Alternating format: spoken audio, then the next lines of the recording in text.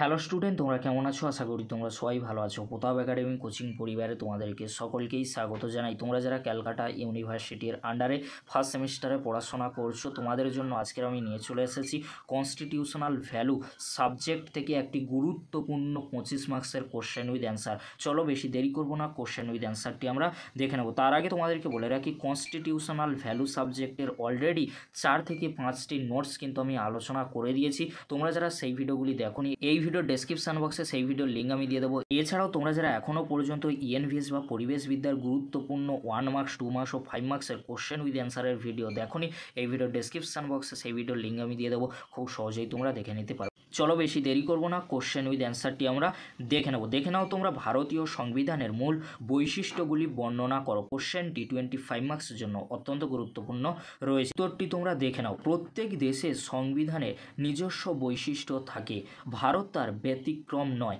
ভারতে 1949 সালে 26শে নভেম্বর গণপরিষদে যে সংবিধান গৃহীত হয়েছিল এবং 1950 সালে 26শে জানুয়ারি যে সংবিধান চালু হয়েছে, তার নিজস্ব কতগুলি বৈশিষ্ট্য আছে। তার মধ্যে কয়েকটি গুরুত্বপূর্ণ বৈশিষ্ট্য আলোচিত হলো।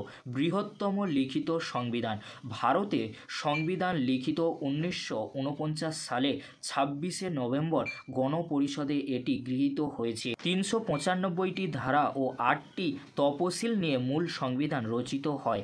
বিভিন্ন সময়ে সংশোধনের মাধ্যমে বর্তমানে ধারার সংখ্যা দাঁড়িয়েছে 460টি। এই সংবিধান পৃথিবীর লিখিত সংবিধানগুলির মধ্যে বৃহত্তম। পরবর্তী পয়েন্ট করবে যুক্তরাষ্ট্রীয় শাসন ব্যবস্থা। ভারতের সংবিধান যুক্তরাষ্ট্রের কতগুলি বিশেষ বৈশিষ্ট্য থাকে, যেমন 2 ধরনের সরকার, লিখিত কেন্দ্র ও রাজ্যের মধ্যে ক্ষমতার বন্টন, দুষ্পরিবর্তনীয় সংবিধান ও নিরপেক্ষ আদালত। পরবর্তী পেরায় তোমরা লিখবে ভারত একটি যুক্তরাষ্ট্র কারণ এখানে একটি লিখিত সংবিধান আছে। এখানে 2 ধরনের সরকার আছে, একটি কেন্দ্রীয় সরকার ও 28টি রাজ্য সরকার। সংবিধান উভয় সরকারের মধ্যে কেন্দ্র তালিকা, রাজ্য তালিকা ও যুগ্ম তালিকার মাধ্যমে ক্ষমতা ভাগ করে দিয়েছে। ভারতের সংবিধান পরিবর্তন করতে গেলে বিশেষ পদ্ধতি গ্রহণ করতে হয়। তাছাড়া ভারতে একটি নিরপেক্ষ যুক্তরাষ্ট্রীয় আদালত আছে, এর নাম হলো সুপ্রিম কোর্ট। পরবর্তী পেরায় তোমরা লিখবে কাঠামোগত দিক থেকে যুক্তরাষ্ট্রীয় হলেও এখানে কেন্দ্র প্রবণতা স্পষ্ট, কারণ কেন্দ্র সাধারণ অবস্থায় রাজ্য তালিকার ওপর হস্তক্ষেপ করতে পারে। জরুরি অবস্থা ঘোষণা করে রাষ্ট্রপতি রাজ্যের ওপর কেন্দ্রের নিয়ন্ত্রণ চাপিয়ে দিতে পারেন। অঙ্গরাজ্যের শাসক প্রধান হলেন রাজ্যপাল, রাষ্ট্রপতি তাকে নিয়োগ করেন। কেন্দ্র প্রয়োজন মনে করলে রাজ্যকে নির্দেশ দিতে পারে, সেই নির্দেশ অমান্য করলে রাষ্ট্রপতি রাজ্যের শাসনভার নিজের হাতে নিতে পারেন। এই সব কারণে কে.সি. হোয়ার ভারতকে একটি আধা যুক্তরাষ্ট্র বলেছেন। পরবর্তী পয়েন্ট করবে তোমরা দুষ্পরিবর্তনীয় সংবিধান। ভারতের সংবিধানের আর একটি বৈশিষ্ট্য হলো ইহা দুষ্পরিবর্তনীয়। রাজ্যের নাম ও সীমানা পরিবর্তন, নতুন রাজ্য গঠন প্রভৃতি কয়েকটি ধারা পরিবর্তন করতে গেলে পার্লামেন্টের সাধারণ সংখ্যাগরিষ্ঠের সমর্থন প্রয়োজন। মৌলিক অধিকার সংক্রান্ত ধারা পরিবর্তন করতে হলে পার্লামেন্টের উভয় কক্ষের মোট সদস্যদের অধিকাংশ এবং উপস্থিত ও ভোটদানকারী সদস্যদের 2/3 সমর্থন প্রয়োজন।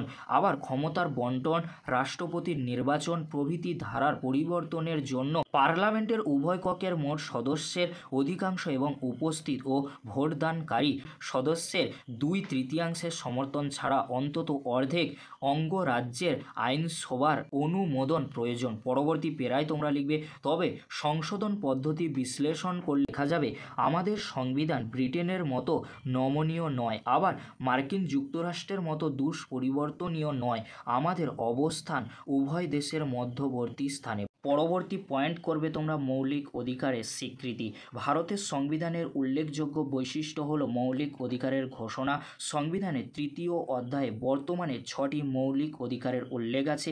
এগুলি হলো সাম্যের অধিকার, স্বাধীনতার অধিকার, শোষণের বিরুদ্ধে অধিকার, ধর্মাচরণের অধিকার, সংস্কৃতি ও শিক্ষার অধিকার, শাসনতান্ত্রিক প্রতিবিধানের অধিকার। পরবর্তী পেরায় তোমরা লিখবে মূল সংবিধানে 7টি মৌলিক অধিকার ছিল, কিন্তু 44তম সংশোধনের মাধ্যমে সম্পত্তির অধিকারকে মৌলিক অধিকার থেকে বাদ দেওয়া হয়েছে। তবে এখানে উল্লেখ করা প্রয়োজন যে মৌলিক অধিকার অবাধ নয়, রাষ্ট্র যুক্তিসঙ্গত বাধা নিষেধ আরোপ করতে পারে।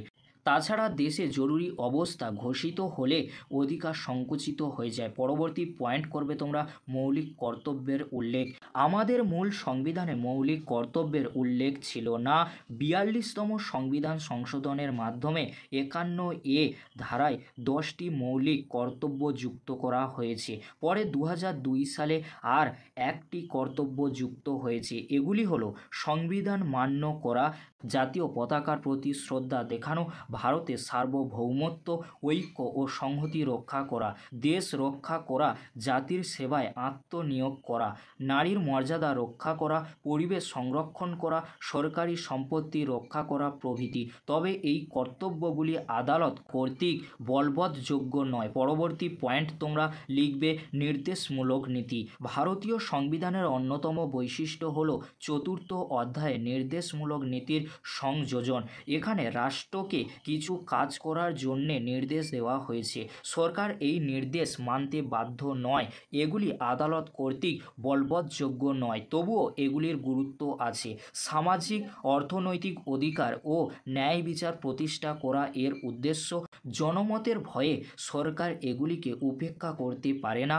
এই নীতিগুলির মধ্যে আছে কর্মের অধিকার, বেকারদের সাহায্য পাওয়ার অধিকার, নারী ও পুরুষদের সমান কাজের সমান বেতন পাওয়ার অধিকার, পঞ্চায়েত ব্যবস্থা চালু করা, অবৈতনিক ও বাধ্যতামূলক শিক্ষা চালু করা প্রভৃতি। পরবর্তী পয়েন্ট তোমরা লিখবে সংসদীয় গণতন্ত্র।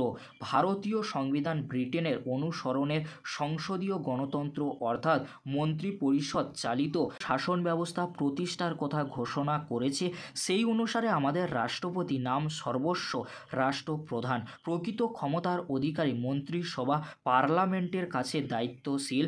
নিম্নকক্ষের আস্থা হারালে মন্ত্রিসভাকে সরে যেতে হয়। পরবর্তী পয়েন্ট করবে তোমরা প্রস্তাবনা সংযোজন।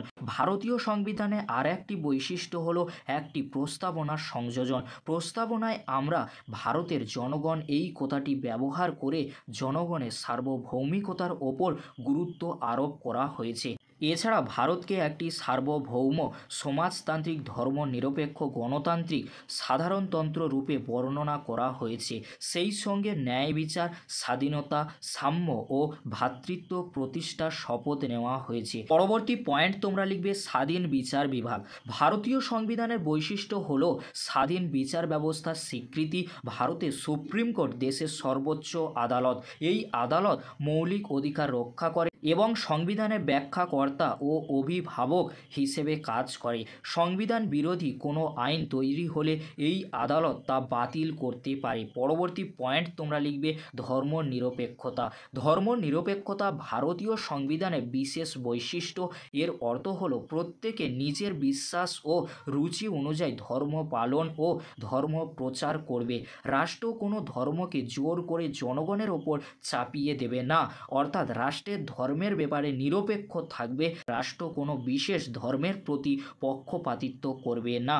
পরবর্তী পয়েন্ট তোমরা লিখবে অন্যান্য বৈশিষ্ট্য। এছাড়া ভারতীয় সংবিধানে আরও কয়েকটি বৈশিষ্ট্য আছে, যেমন সর্বজনীন ভোটাধিকারের স্বীকৃতি, এক নাগরিকতা, অনুন্নত সম্প্রদায়ের জন্য বিশেষ ব্যবস্থা, দ্বিকক্ষ বিশিষ্ট আইনসভা প্রভৃতি। এবারে তোমরা লিখবে মূল্যায়ন বা পরিশেষে বলা যায় যে ভারতীয় সংবিধানের বৈশিষ্ট্য বিশ্লেষণ করলে দেখা যাবে বিভিন্ন দেশের সংবিধান অনুসরণ করে এটি তৈরি হলেও এর মধ্যে কিছু বৈশিষ্ট্য মৌলিকত্ব দাবি করতে পারে। আমাদের নিরপেক্ষতার নীতি এই মৌলিকত্বের একটি বড় উদাহরণ। এই ছিল আজকের আলোচনা। যদি ভিডিওটি হেল্পফুল হয়ে থাকে অবশ্যই ফ্রেন্ডদের কাছে বেশি বেশি করে শেয়ার করে দিও। আজকের এতটুকু। পরবর্তীতে দেখা হচ্ছে নেক্সট ভিডিওতে। ভিডিওটি দেখার জন্য তোমাদেরকে অসংখ্য ধন্যবাদ।